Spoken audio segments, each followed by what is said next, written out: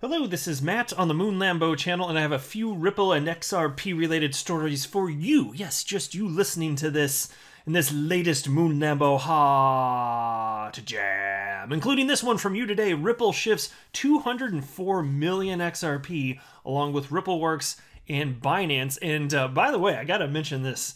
You guys remember the whole plan about XRP being used globally as a bridge currency? Have you heard anything about that?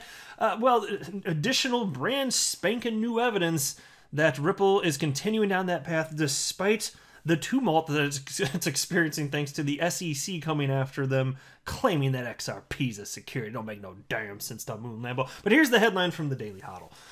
Ripple hiring in push to bring XRP ledger to central banks and DeFi. Indeed, XRP is going to be the best friend of any coin, central bank digital currency or otherwise, that needs to be converted from one thing to another. And frankly, you have to have a bridge. These coins will never, there's no way to do it. You cannot just magically interoperate. It's not going to happen. You always need a bridge to convert from one to the other. And then there was also this, and please be aware of this, there are always scams out there, right? Well, here's a headline from me today. XRP scammers hack official YouTube channel of Spain's oldest law enforcement agency.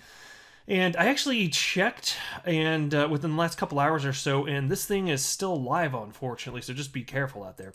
But look, I do want to be clear at the outset, I don't have a financial background of any kind. I am not offering financial advice, and you definitely should not buy or sell anything because of anything I say or write. I'm just an enthusiast who makes YouTube videos as a fun hobby about Ripple and XRP and unicorns and crypto. But mostly unicorns, you know that. You come here for the hot unicorn action, damn it. I know what you're into. So how about this 204 million XRP moving around? Well, as it turns out, actually about 150 million of that was moved in one transaction by Ripple, and it looks like it's going to be on its way to key strategic partners. And I'll tell you what, as far as XRP being sufficiently positioned as a bridge currency, it is all coming together, my friends. Take a look at this from the Daily Hodl, this piece about new hirings bring XRP ledger to central banks. Ripple is headhunting for a recruit who can take charge of its efforts to bring the XRP ledger to central banks and to the emerging world of decentralized finance. The San Francisco-based payments company is hiring a product marketing manager to spearhead its strategy for tokenization. The new hire will determine the best ways to capitalize on the XRP ledger's ability to let users mint unique digital assets that can be used by central banks and for fungible non-fungible token NFT projects. And so the XRP ledger does have a built-in decentralized exchange, as many of you are aware of at this point. And so a lot of people in the community for years have been saying, well, central bank digital currencies, they'll probably, or at least perhaps, issue central bank digital currencies on the XRP ledger. And I've been saying for the longest damn time, that don't make no damn sense. Don't make no damn sense to Moon Lambo. I mean, look, I'd love to see it. That'd be fantastic. Anything that supports the XRP ledger further, but I live in reality here. And although you can issue any asset you want that is a representation of anything, and it could be a representation of the United States dollar, for example, governments, they want control. They're not going to give up their monetary sovereignty. So unless they have their own central bank digital currency blockchain in which they can create as much as they want to, because you know they love to debase the fiat currencies. I mean, come on, the United States federal government, like, the favorite thing it does is to make more of the dollar, because why the hell not? It's fun to just print. It's a good time, everyone, right?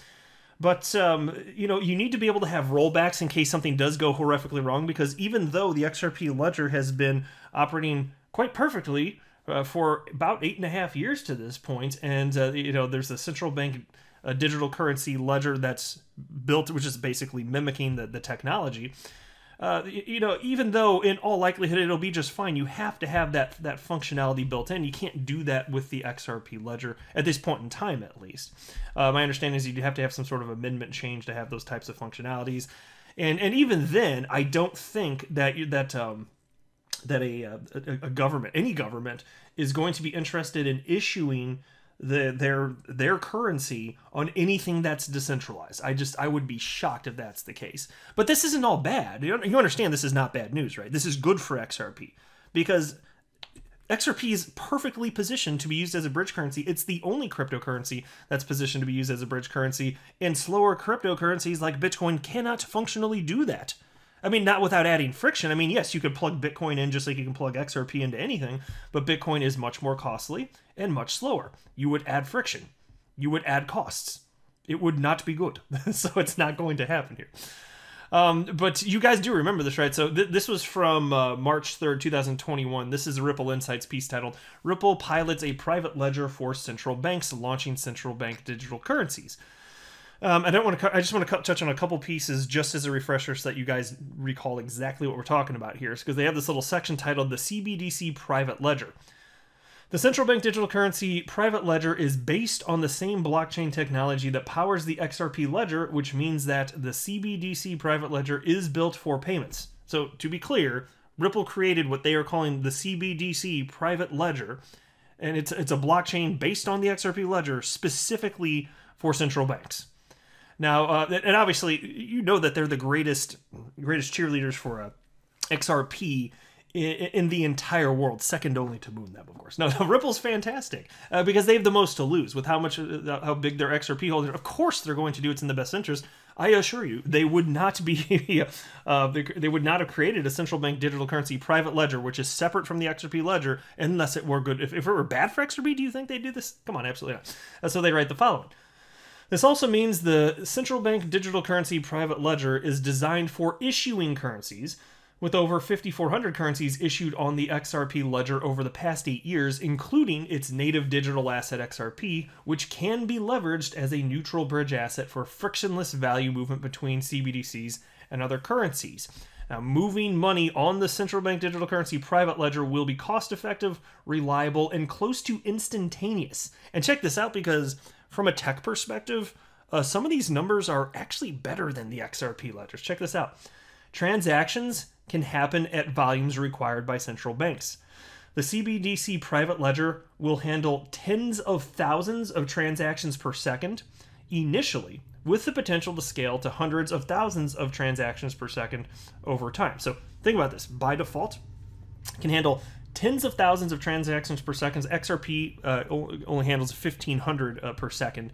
Now, that's not horrendous, though. Keep in mind, we're nowhere near the 1,500 transactions per second at the moment, and even if we start bumping up against this, XRP can actually scale, so it's not going to be an issue, but it's just interesting that right out the gate, this private ledger, it's already, in terms of transactions per second, it's just like, it's brain explode moment stuff here. And so this piece from the Daily Hodl was highlighting that they're continuing to look for talent that will help with exactly these endeavors. And it's just amazing to me. XRP and the XRP ledger, it continues to be positioned by Ripple and other developers basically for everything. I made a video recently where I was talking about that. And so in this article, when there's talking about XRP ledger and NFTs, it just made me think of this article from Yahoo Finance. I already covered, so I'm not getting in this video, but just wanted to mention it. Ripple adds NFT support on XRP ledger to minimize gas fees. Telling you, they're just doing everything, my friends. Now into this article from You Today. XRP scammers hack official YouTube channel of Spain's oldest law enforcement agency. The official YouTube account of the Civil Guard, Spain's oldest law enforcement agency, has been taken over by XRP scammers following what appears to be a spear phishing attack. The account's name has been changed to Ripple XRP Foundation, while all of its content has been erased. Now, look, I've seen this happen a number of times over the last few years. Unfortunately, people are just taken advantage of, and so, and a lot of times it really is typically as a result of a phishing attack where you think that you're typing in your private information on an official YouTube website, but you're actually on some sort of duplicate spammer website. Then when you type that in, they have your secret login information, including your password. Then they log in, hijack your account. They'll have the same subscriber account, but they delete all of your content and they rename it to something else. So this is astonishing here. Look at this. 91,600 subscribers. So I'm sure this will get fixed at some point, but my gosh, people are certainly getting tricked in the meantime here. And so they write here, hackers often hijack major social media accounts to promote fake cryptocurrency giveaways. I just wanted to make you aware. I'm going to use my platform to make everybody aware that when there's obvious scams going on, just in an effort to protect everybody out there that's listening, just don't fall for stuff. Which is why I always say, anytime you receive a message, whether it's by text or there's a phone call or an email, whatever it is, if there's a call to action or something sounds scary, in particular, if there's a call to action, just assume that if they're asking you to do something, it's a scam until you can prove to yourself that the message is legitimate. Just start right there, because they can tell you all sorts of stuff like your funds are at risk, this or that. You got to be really careful.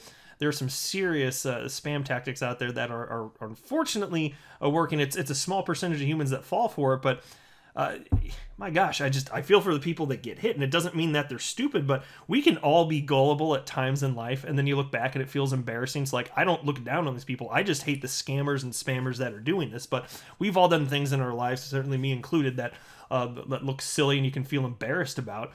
But that's why I want us to get the message out there, because if you're one of these people, it doesn't mean necessarily that you're stupid. We can all be tricked, right? So hopefully this gets taken down sooner than later, and then the channel sufficiently restored. But I'll tell you that, as a YouTuber myself, that is something that I worry about. Like, what if somehow somebody were able to get a hold of my information? That's why I am thankful, though, that there is two-factor authentication enabled with YouTube. So if you've got that involved, I don't know, because we're not talking about SMS. Like the SMS stuff, with your phone. I know there's all sorts of SMS hijacking. People can pretend to be you and call your phone carrier and stuff like that. But if you're talking about 2FA with an authenticator app, if you're using that, it should be next to impossible, I would think, for any sort of spammer. Even if they successfully phish your data, I think it should be next to impossible for them to actually take over your account. So if you don't have something like that set up and you're a YouTuber, my gosh. Which is why you should also have it set up for your cryptocurrency exchange accounts. I think they all pretty much require it at this point, but whether it's that or even your Twitter handle, you can do that on Twitter too. You can set up 2FA. You might want to do that if you've not yet done so. So just a friendly little Moon Lambo reminder about all this, and don't fall for scams. But the fact that people do this, it just makes me think about how my grandpappy was right, because my grandpappy used to say people are no damn good. That's sage wisdom, grandpappy. I'll go ahead and wrap up there, though. I am not a financial advisor. Do not buy or sell anything because of anything that I say or write. That would be a very, very, very bad idea. Until next time, to the Moon Lambo.